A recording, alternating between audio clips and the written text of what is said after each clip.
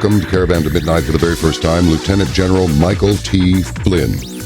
If you just type his rank and name into any search engine, you see all kinds of things.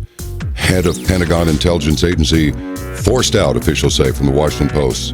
A curveball in Trump's Veep search. Seriously considering retired Lieutenant General Michael T. Flynn. Flynn's last interview, iconoclast departs DIA, that's the Defense Intelligence Agency, with a warning. Controversial Army general rumored to be on Trump's VP list. On and on and on and on. He is, well, let me tell you about he is well qualified to write and publish a book. It is titled The Field of Fight, How We Can Win the Global War Against Radical Islam and Its Allies. Came out the 12th of last month, that would be July. And he served as director of the Defense Intelligence Agency, commander of the Joint Functional Component Command for Intelligence, Surveillance, and Reconnaissance, and chair of the Military Intelligence Board from July 24, 2012 to August 2, 2014. Prior to that, he served as Assistant Director of National Intelligence. He consistently pushed for greater information and intelligence sharing and was a leading figure in coalition and special operations intelligence operations. General Flynn co-authored a report in January 2010 through the Center for a New American Security entitled Fixing Intel, a blueprint for making intelligence relevant in Afghanistan, which criticized the intelligence community for lacking an understanding of the human socio-context of the battlefield in Afghanistan. His military career was primarily operational, with numerous combat arms, conventional and special operations senior intelligence assignments. He also served as the senior intelligence officer for the Joint Special Operations Command, sometimes known as JSOC, where he was credited with creating innovative techniques for interrogation operations and in operations intelligence fusion, leading to major breakthroughs in counterterrorism operations in Iraq, Afghanistan, and elsewhere against Al-Qaeda and its associated movements. He is a published author, as I mentioned in his book, articles appearing in Small Wars Journal, Military Review, Joint Forces Quarterly, the Center for a New American Security, and other military and intelligence publications. In May 2016, he emerged as one of several leading possible choices as vice presidential running mate for Republican nominee Donald Trump.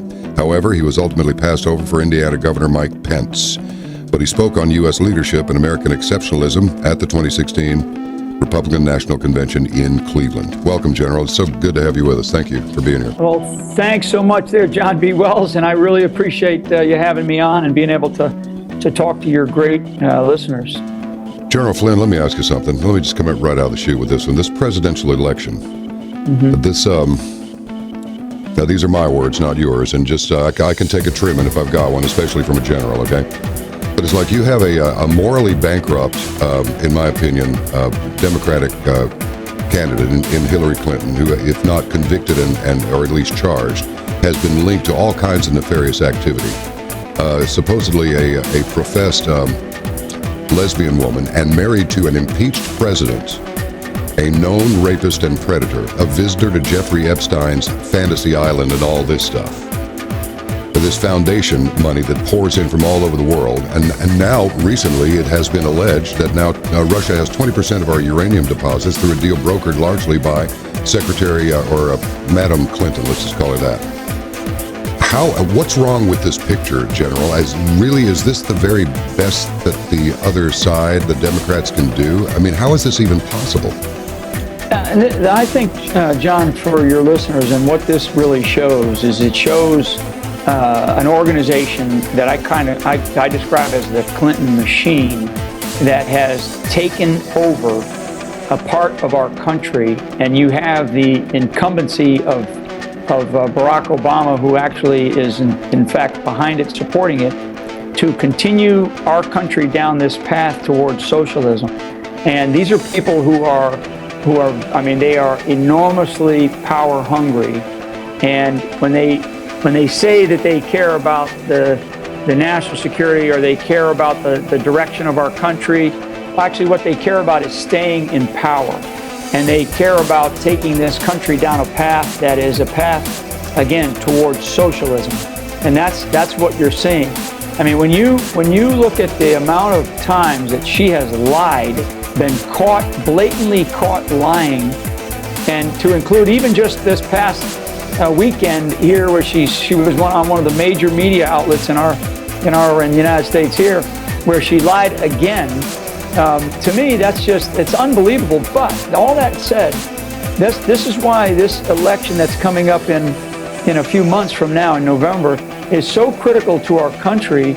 And people need to really look at what direction do they want this country to go. If people want it to go down the path of socialism, where you have a political class that is so power hungry and care only about themselves and staying in power, then you know what? Then be my guest. But that's not the direction that I want to see this country. Our country is having some problems right now, to say the least. And I would just tell you that we're looking at a level of corruption in our country right now, in our political system, in our country. I mean, John, just look at what just came out with the release of these emails prior to the Democratic National Convention that showed a level of corruption that actually rigged the Democratic primary to beat Bernie Sanders. Bernie Sanders would have likely had won had they not been rigged, had those elections not been rigged. And they were rigged to benefit Hillary Clinton, to keep her and the machine around her in power.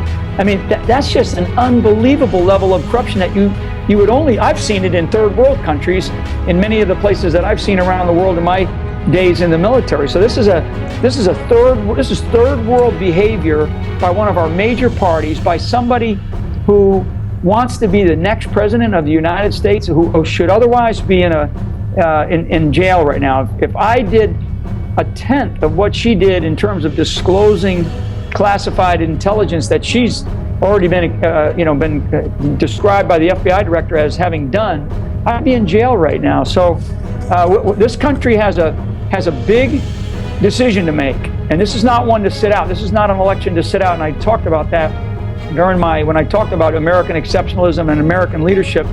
This is one where the country needs to wake up and really take a hard look at what direction do we want this country to go in.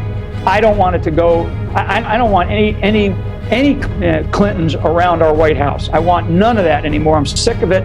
I think the country's had enough of it, and that's why I think that there's so much attraction to Donald Trump, who represents bold, fresh leadership, and sort of a new idea that keeps us on the track that we should be on, which is based on our Constitution. And I could go on and on, John. Let me say one other thing, and I'll stop. No, it's all right. What your audience, and this is what I tell people around the United States, we should not fear what our country was built upon. Our country was built upon a Judeo-Christian set of values, principles, and morals. And we should not feel like we have to apologize for that. We should feel we should feel emboldened by what our country was built upon, and we should be proud of that fact. And we should talk about it publicly and not be around the world apologizing for who we are, which is what our current president does.